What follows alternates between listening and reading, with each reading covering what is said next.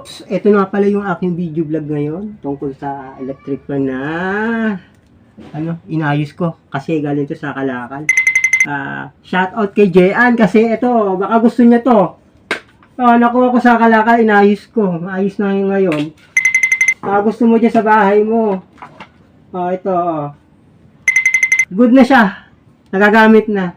Pinatan ko ng thermal fuse. Sira yung thermal fuse sa loob eh. Pero yung ibang ganito, walang thermal fuse. Pero ito, meron, kaso lang, masira. Pinatan ko ng bago. Gumagana na to. So, baka magamit mo dyan sa anak mo dyan ngayon. Dyan, pagdating ko, pag i-deliver ko dyan sa inyo.